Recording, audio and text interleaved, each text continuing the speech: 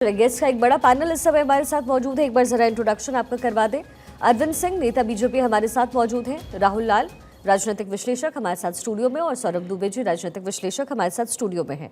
और चूंकि सुबह का समय है और सुबह से ही जो एनर्जी है बड़ी हाई है, सबसे पहले अरविंद जी आपके पास आते हुए, आज का दिन तो आपके लिए बड़ा खास होगा, बीजेपी के लिए खास होगा, क्योंकि जम्मू संभाग में वोटिंग हो रही है। दोनों फेजेस में हमने वोटिंग देखा, सेकेंड फेज में पहले के मुकाबले थोड़ी कम वोटिंग हुई है। जम्मू से क्या उम्मीद कर रहे हैं आप?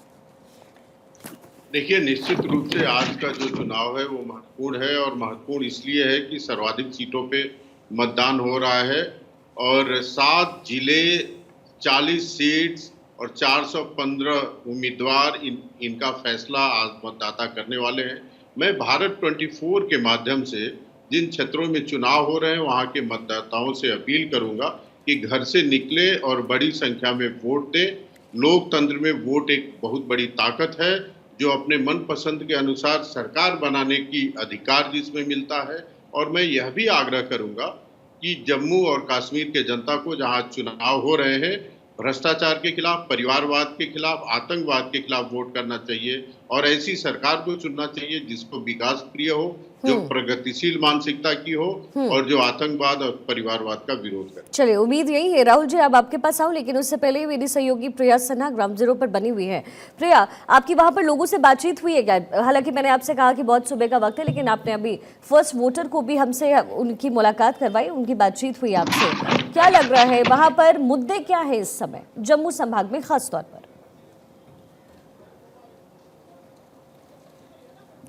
सबके अलग अलग मुद्दे हैं शिखा, और एक बार ज़रा जल्दी से तस्वीरें दिखा देते हैं, क्योंकि देखिए पहले यहाँ पर लोगों की संख्या कम थी, लेकिन धीरे धीरे अब जो संख्या है वो बढ़ती जा रही है। हालांकि क्योंकि सिक्योरिटी के लिहाज से भी हमें आगे जाने की अनुमति नहीं है, लेकिन आप देख सकते हैं तस्वीरों में। और बड़ी बात है कि इस बार महिला वोटर्स जो हैं, देखिए किस तरीके से बढ़ चढ़ करके यहाँ पर निकली हुई हैं, और यही लोकतंत्र की खूबसूरती को बयां करती है। लोगों से मेरी बात हुई है और लोगों ने कहा कि जो बेसिक मुद्दे हैं वो इनके जहन में हैं। जब हम गाड़ी से आते हैं तो जो हमारे चालक भैया होते हैं, उनकी तरफ से कहा गया कि डेवलपमेंट, विकास एक बहुत बड़ा मुद्दा है, और वो ये भी कहते हैं कि उन्होंने बदलते जम्मू कश्मीर को देखा है, तो ये भी एक बहुत पॉजिटिव चेंज है, बहुत पॉजिटिव बदलाव है जो कि लोग महसूस कर रहे हैं। अब कहते हैं कि लोकतंत्र में जनता ही जनार्दन होती है। कई साइलेंट वोटर्स भी होते हैं जो कि बताते नहीं कि उनके मुद्दे क्या हैं, लेकिन 8 अक्टूबर को सब कुछ क्लियर हो जाएगा। दिलचस्प ये भी है, क्योंकि आप जिस बात का जिक्र कर रहे हैं शिक्षिका, कि जो जम्मू संभाग है, अब देखिए जो 24 विधानसभा की सीटें हैं जहाँ पर इस वक्त वोटिंग चल रही है, अब इन 24 सीटों में से पिछली मर्तबा जब चुनाव हुए थे तो बीजेपी को 17 सीटें मिली थी, और उससे बड़ी बात है कि साल 2014 में बीजेपी ने जिस 25 सीटों पर जीत हासिल की थी वो इसी जम्मू संभाग से ये सीटें थी। यानी कि कश्मीर में बीजेपी का खाता नहीं खुला था। हालांकि वहां की एक सीट है गुरेज सीट, जहां पर इस बार कहा जा रहा है कि वहां पर भी जो फाइट है वो बहुत नेक टू नेक फाइट है, क्योंकि वहाँ पर फ़कीर खान को, जिनको बीजेपी की तरफ से टिकट मिला है, तो हो सकता है कि उनकी दावेदारी वैसे बहुत मजबूत मानी जा रही थी, तो इसलिए कहा जा रहा है कि वहाँ पर बहुत कड़ी टक्कर है। दूसरी तरफ अगर यहाँ की अगर बात करें तो यहाँ पर भी लोगों की बड़ी संख्या में मौजूदगी है। क्या मुद्दे हैं सर इस बार? हाँ जी, मुद्दे हमने दे दिया आप, मगर मुझे एक शिकायत है एडमिनिस्ट्रेशन के साथ, हमारे वोट काटे गए जी। लास्ट टाइम भी पार्लियामेंट्री इलेक्शन था, मेरी वाइफ का वोट काटा था, मैंने कागज भी सबमिट किए, तब भी आज तक वोट ऐड नहीं हुआ। चलिए ये बताइए कि 10 साल के बाद चुनाव हो रहे हैं, मुद्दे क्या हैं? लौटती हूँ आपके पास, मेरे पास गेस्ट का बड़ा पैनल है इस समय, आप जरा बातचीत कीजिए। राहुल लाल जी हमारे साथ इस समय मौजूद है। राहुल जी, ये जो संभाग जहाँ पर इस समय वोटिंग हो रही है, बीजेपी को उम्मीद बहुत ज्यादा है, लेकिन इस बार जब बीजेपी ने फैसला किया कि अकेले ही वो चुनाव लड़ेगी पिछले बार की तरह, हालांकि पीडीपी के साथ मिलकर के सरकार बनाई, तो उसकी वजह क्या है? 370 वो मुद्दा जो कोई बहाली की बात करता है तो कोई कहता है कि इसे हमेशा से कभी से लागू होने ही नहीं देंगे। ये दोनों ही बातें हैं, तो बीजेपी क्या आपको आश्वस्त लग रही है? क्या लग रहा है आपको? शिखा जी, देखिए बीजेपी आश्वस्त कैसे हो सकती है? आपने तो देखिए पिछले चरण में आप खुद जो है कि लाल चौक पे मौजूद थी, तो एक तरह से घाटी के क्षेत्र में अगर उन्होंने 47 सीटों में से 19 जगह पे ही कैंडिडेट्स उतारे हैं और 28 जगह पे उम्मीदवार नहीं उतारे हैं, तो फिर मुझे नहीं लग रहा है कि 43 सीटों पर ही बहुत मजबूत उपस्थिति दर्ज करा के वो अकेले जो है कि वो पूरा का पूरा जो है कि पूर्ण बहुमत का आंकड़ा ले आएगी उन्हें। तो ये देखिए बीजेपी के बेसिक चीज में ही समस्या है। अगर उनको, मैंने पहले भी कहा था कि 10 वर्षों का समय मिला था, वो राज्य सरकार में भी शामिल रही, केंद्र शासित प्रदेश भी था, डबल इंजन का जो लाभ का दावा भारतीय जनता पार्टी करती थी, अगर वो लाभ वो प्रदान करती तो ये स्थितियां नहीं आती। आज स्थिति क्या है, जो आपने सवाल पूछा कि उनके साथ कोई घटक दल नहीं है, वो कौन समझौता करेगा बीजेपी के साथ? बीजेपी के साथ पीडीपी ने समझौता किया, आज पीडीपी की स्थिति गड़बड़ हो गई है, उन्हें भारतीय जनता पार्टी के बी टीम के रूप में घाटी में लोग उन्हें देख रहे हैं।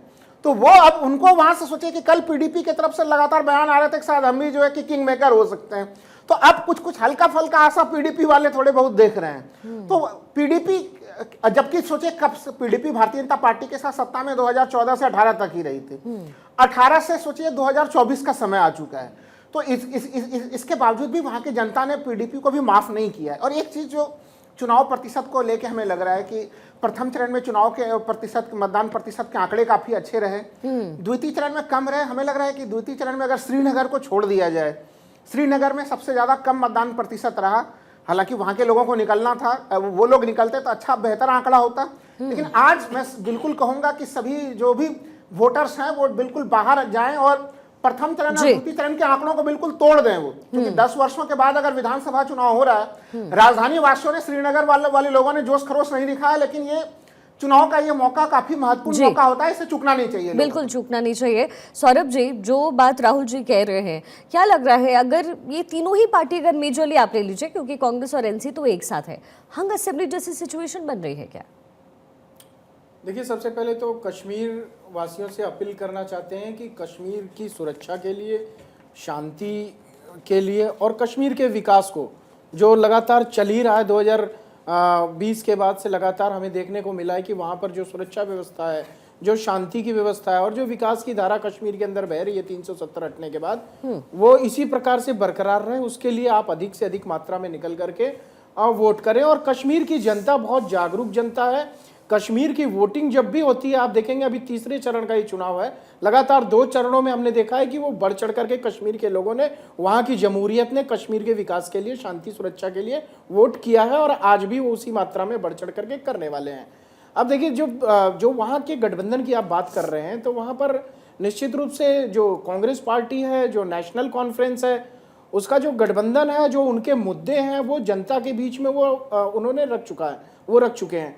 अब उन मुद्दों के अंदर वो कश्मीर के विकास की बात कर रहे हैं या कश्मीर के अंदर वापस 370 लाने की बात कर रहे हैं, कश्मीर को जो है, तो कश्मीर में सुरक्षा का माहौल बनाने की बात कर रहे हैं या वापस कश्मीर में सुरक्षा का माहौल बिगाड़ने की बात कर रहे हैं, कश्मीर में शांति स्थापित होने की बात कर रहे हैं या वापस कश्मीर में डिस्टर्बेंस की बात कर रहे हैं, ये तो जनता तय करेगी, जनता को वोट करना है। लेकिन एक सबसे बड़ी बात देखिए, जब से 370 हटा, कश्मीर का अगर आप विकास देखेंगे, ये नहीं कि घोषणा पत्र में है, मैं तो लगातार कश्मीर गया हूं, मैं मंत्रालय में था, मंत्रियों के साथ कई बार विजिट किया मैंने कश्मीर में। जब 370 हटा, उसके बाद वहां पर लगभग जो है 25,000 जो है नए कॉलेज खोलने की व्यवस्था की गई थी और वो स्टार्ट कर दिया गया, उसका काम, इंफ्रास्ट्रक्चर का काम स्टार्ट है। 35,000 नए शिक्षकों की भर्ती जो उनको करनी थी, वो भी काम लगभग जो है वो आधे से ज्यादा कर चुके हैं। वहां पर सबसे बड़ी बात की, जो रेहड़ी थे, पटरी वाले लोग थे, जो गरीब लोग थे, जहां तक पैसा नहीं पहुंच पाता था, जो सिर्फ फारूक अब्दुल्ला के पास जाता था या पीडीपी के पास जाता था, तो वो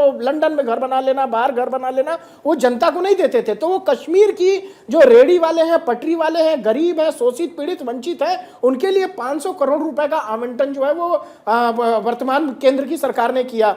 उसके बाद 1500 करोड़ रुपए जो है वहां पर जन विकास कार्यक्रम, प्रधानमंत्री जन विकास कार्यक्रम के तहत जो बालिकाओं के लिए गर्ल्स हॉस्टल बनाने की व्यवस्था, बालिकाओं के लिए जो है वहां पर स्कूल बनाने की व्यवस्था, इस तरह के माध्यम से जो कश्मीर के विकास के लिए जो है ना लगातार केंद्र सरकार का प्रयास रहा, वो निश्चित रूप से सराहनीय है।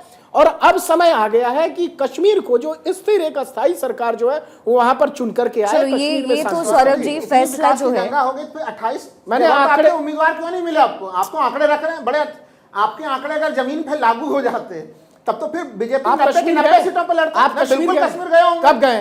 कश्मीर में गया हूँ, 2 महीना पहले मैं गया हूँ कश्मीर। क्या देखा आपने? कहाँ पे गए कश्मीर में, बताइए। कश्मीर के मैं अलग अलग हिस्सों में कहाँ पर गए? लेकिन राहुल जी, मैं एक सवाल पूछना चाहती हूँ, क्योंकि अब आप किसी एक हिस्से का नाम, इसलिए पूछ रहा मैं बारामूला में गया हूँ, दूध पथरी में गया हूँ। सुन लीजिए, हाँ बताइए, एक स्थान का नाम बताइए। मैं कह रहा हूँ, आपने मेरे एक सवाल का जवाब दे दीजिए। विकास में मान लिया, आपके तमाम आंकड़ों को मैं मानता हूँ, किसी को खारिज नहीं कर रहा है, अगर इतना अभूतपूर्व विकास करके भी भारतीय जनता पार्टी 90 सीटों पर चुनाव न लड़ सके, ये ऐसा विरोधाभास तो मैंने देश के राजनीति में देखा ही नहीं है कि आपने विकास की गंगा बहा दी और आपको कैंडिडेट उतारने के लिए कैंडिडेट नहीं मिल रहा। अभी भी आपको पता नहीं, वहां पर 19 सीटों में आप जमानत जब्त पार्टी बनने वाली है भारतीय जनता पार्टी। सुन लो, भी दिखेंगे। देखिए, राजनीति कश्मीर का विषय नहीं है, कोई जीत क्या है, कोई हार क्या है। कश्मीर हमारे देश का अभिन्न हिस्सा पहले से है और जो सबसे अभिन्न नहीं है। आप मत बात करिए, आप तो उन लोगों के साथ हैं जो कश्मीर को तोड़ने का प्रयास अच्छा कर रहे हैं। राहुल जी जरा जिनके मेरा घोषणा एक पत्र सवाल तोड़ने ले वालों लीजिए। को वापस लाने की बात है। उनके साथ गठबंधन आप लोग देशद्रोही एजेंडे अच्छा के ये साथ बता हैं। दीजिए अच्छा, नेशनल ठीक है। कॉन्फ्रेंस एनडीए के अरे भैया, आप देशद्रोही बीजेपी एजेंडे के नेशनल साथ हैं। कॉन्फ्रेंस आप देशद्रोही एजेंडे के साथ देशद्रोही हैं। एजेंडा क्या होता है भाई? पाकिस्तान हर प्रायोजित असहमति जो के उनका स्वर पर आप सवाल है, देशद्रोही नहीं कर सकते पाकिस्तान आप। प्रायोजित जो उनका मुद्दा है उसके आज साथ आखिरी चरण का मतदान है और आप कैंडिडेट हैं और माता टेक्निकली आए थे, तो क्या आपका उम्मीद है? अभी तो बहुत, मैं तो एक्चुअली हर माह माता जी के दरबार में आते आता हूँ, ये मेरा रूटीन है। ये नहीं कि आज मैं स्पेशल आज ही के दिन आया हूँ, क्या मतदान है। मेरी रूटीन है कि हर महीने के पहले मंगलवार को मैं माता के दरबार में आते आता हूँ। माँ की शरण में है, माँ जो आशीर्वाद देगी वो कबूल करेगी। लेकिन आज वोटिंग है और आप लड़ाई हो रहा है बीजेपी के साथ।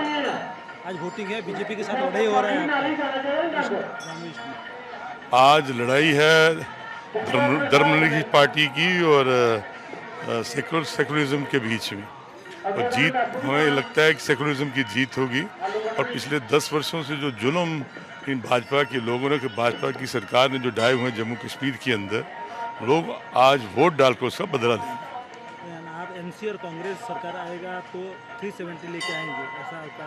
नहीं, ऐसी कोई बात नहीं। कांग्रेस ने कुछ नहीं कहा कि 370 लेके आएंगे, लेकिन हाँ ये मांग हमारी जरूर होगी कि जम्मू कश्मीर के अंदर जम्मू के नौजवानों को उनका हक मिले, नौकरियां उनके लिए महफूज रहें, ज़मीनें उनकी महफूज रहें, और जो हमारी स्टेट का दर्जा उसको बहाल किया, स्टेटहुड का जो स्टेटहुड का, बिल्कुल। और आज तो देखिए अलग अलग रिएक्शंस पे मिलने शुरू हो गए। मतदान की प्रक्रिया इस समय शुरू हो गई। वहाँ का कवरेज आप देख रहे हैं भारत 24 पर।